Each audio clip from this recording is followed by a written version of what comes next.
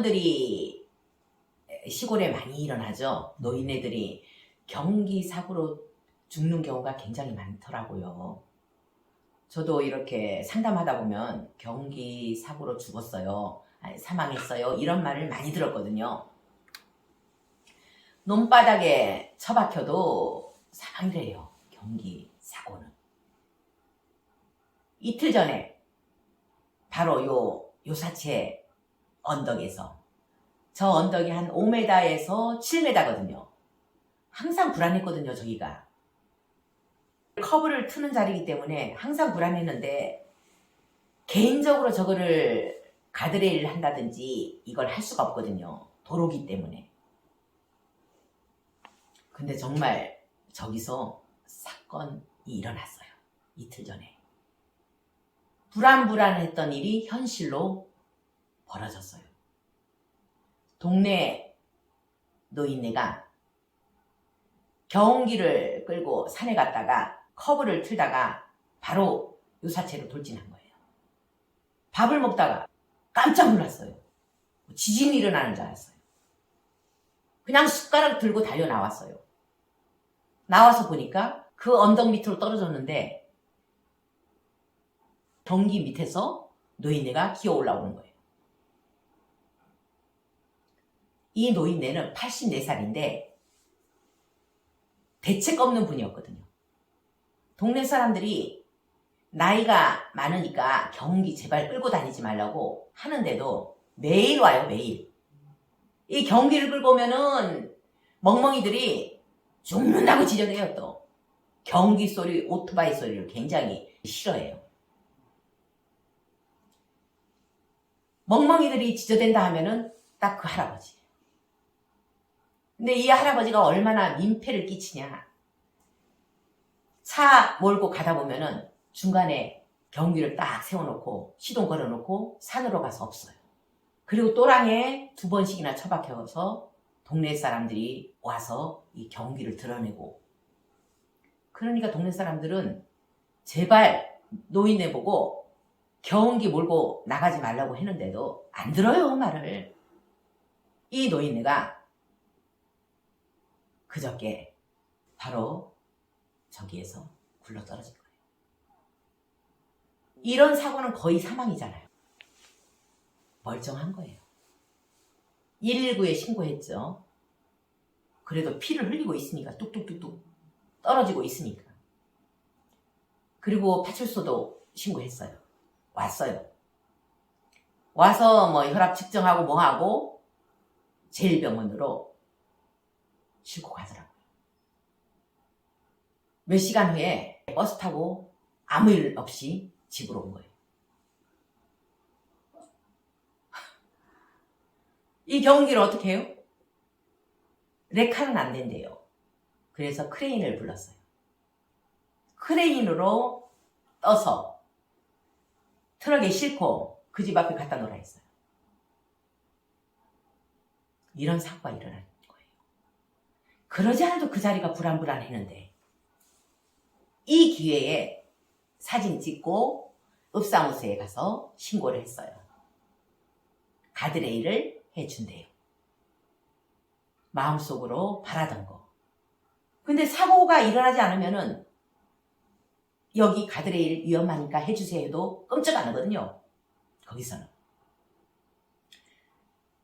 참 좋은 것도 없고 나쁜 것도 없고, 그 할아버지는 거기서 떨어져서 좀 고생했지만 나는 이 기회에 요사체 위로 가드레일을 설치하게 돼 있어요.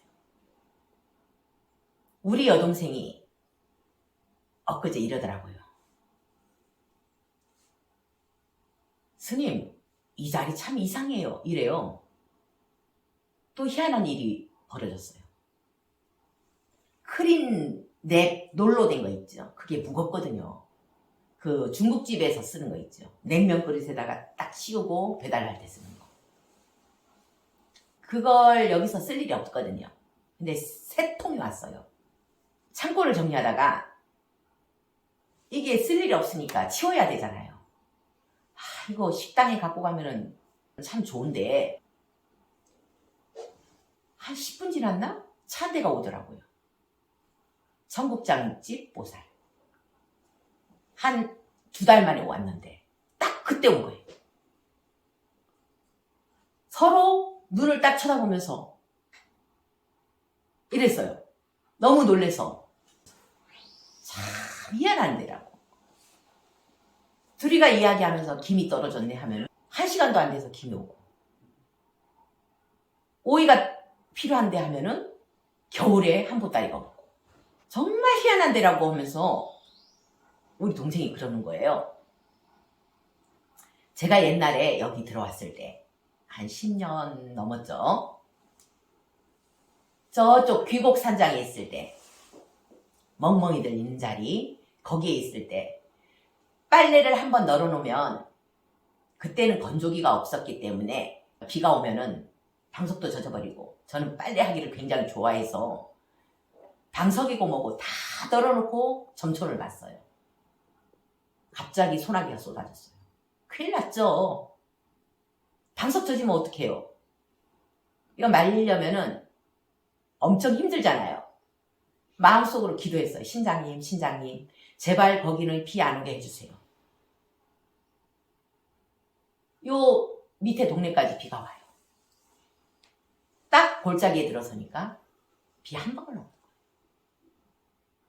빨래를 다 걷고 1시간 후에 비가 오더라고요. 이런 일이 한두 번이 아니었어요. 여러 번 반복돼요. 참 희한한 데다. 생각하는 대로, 바라는 대로 모든 게 이루어지는 곳. 이런 곳이 바로 극락세계 아닐까요? 저는 발언했거든요. 이 주의를 극락세계로 먼저 만들자. 점점 넓게 극락세계를 만들어가자. 이렇게 발언을 했거든요. 정말 극락세계가 되는 것 같아요. 그리고 얼마 전에 울산에서 온 보살님이, 그리고 포항에서 온 보살님, 두 자매가 아침에 천도제 하러 왔어요. 마당에 도착하고 차문을 딱 여는 순간 동생이 차문에 여기 찍혀서 피를 흘리고 있는 거예요. 나중에 후신만 받았다 하더라고요. 병원에 안 가고. 왜 이런 사건이 절마당에서 일어났을까? 저는 참 궁금했어요. 아들 개인업할 때 이 보살님을 본 거예요. 보살님, 회 먹고 왔죠? 네. 아니, 어떻게 여기에 다닌 지가 1년이 넘었는데 지금도 회를 못 끊었어요? 신장님이 제일 싫어하는 게 회인데 그건 직접 살생한 거잖아요. 내가 회 떠주세요 하는 거잖아요. 그건 바로 죽인 거나 똑같은 거예요. 그 고통스럽게 죽인 거를, 내가 제일 먹지 말라고 강조하는 거를 먹고 절마당에 와. 그래서 한 방 먹였어. 이 보살님은 이제는 평생 회 안 먹을 것 같아요. 이런 비슷한 사건이 이 절 짓기 전에 바로 요사체에 법당이 있을 때 일어났던 일이에요. 한 3년 넘었어요. 이 보살님은 포항에서 왔어요. 그리고 동생 보살님은 요 근처에 살아요. 자매가 지장제일 때마다 4개월을 참석했어요. 뭐 대단한 불자는 아닌데 저쪽 요사체를 지을 때 설계하는 것까지 다 도와주고 법무사 관계도 일을 봐주고 했던 분이에요. 2년이 돼서 지장제일 때 4개월을 참석하더라고요. 마지막 참석한 날, 그날 법당에서 내 차에 아이스박스에 회 싣고 왔어. 이따가 너 차에 실어. 옮겨 실어. 이런 말을 법당에서 하는 거예요. 나 너무 놀래 자빠진 거예요. 그것도 축생천도제를 하는 지장제일 때 회를 싣고 절마당에 온 거예요. 와, 황당하잖아요. 그러고 나서 지금 3년 넘었는데 한 번도 여기 못 왔어요. 스스로 안 오는 거예요. 핑계라고 할 수도 없는 핑계를 대고 안 오더라고요. 회 그거 얼마나 고통스럽게 살생한 건지를 아시고 더 이상 먹지 말아야 돼요. 보살님 몸을 살아있는 채로 껍데기 훌라당 벗겨갖고 회 뜬다 생각해봐요. 기가 막히죠? 입에 싱싱하다고 맛있다고 입의 즐거움을 위해서 사람들이 먹어든다고 생각하면 원수 갚고 싶겠죠?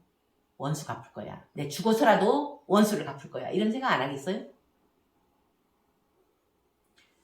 신장님이 가장 싫어하는 게, 화엄 성중님들이 가장 싫어하는 거는 고기예요, 고기.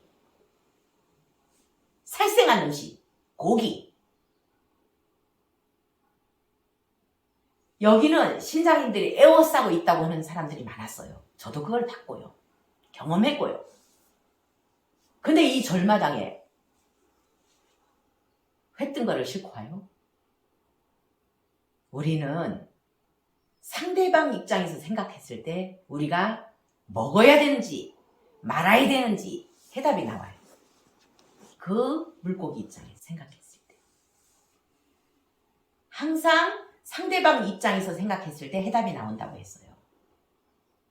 물고기 입장에서 생각하고, 산낙지 입장에서 생각하고, 미꾸라지 입장에서 생각해서 우리는 먹어야 되는지 말아야 되는지를 가릴 줄 알아야 할 것입니다. 고기를 끊고 안 끊고는 개인적인 문제라서 끊으세요! 이렇게 강요는 못해요.